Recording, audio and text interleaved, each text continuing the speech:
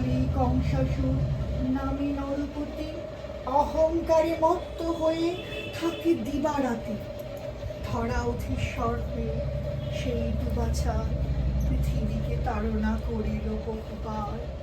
সহিতে না পারে দুঃখ পৃথিবী তখন মহেশ সকাশে গিয়ে করে নিবেদন। পৃথিবীর দুঃখ দশা দেখি সুরপানি ক্রোধেতে অধীর হয়ে কহে এই বাণী, দেবগণ চলো যাই ব্রহ্মার সকাশে, করি উপায় আজি কংসের বিনাশে। অন্তর মহেশ্বর দেবগণ লয়ে গমন করিল সবে ব্রহ্মার আলয়। দেবগণ নিবেদন করে ব্রহ্মা পাশে, উপায় করুন প্রভু কংসের বিনাশে। ব্রহ্মা তবে হংস পৃষ্ঠে করি আরোহণ, ক্ষীরদ সাগরে যান লয়ে দেবগণ।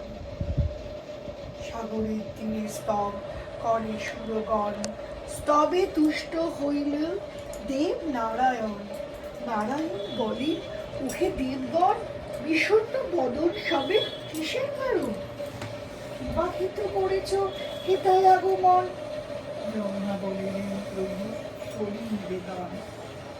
শিব বরে বলিয়ান হয়ে কংসাসুর পৃথিবীরে দেয় সদা যাতনা প্রচুর।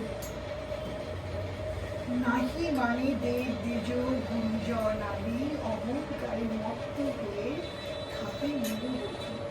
মহেশ্বর নিরবধ ভাবে বিধাতি, নিধন হইতে কংস নহে অন্যহত।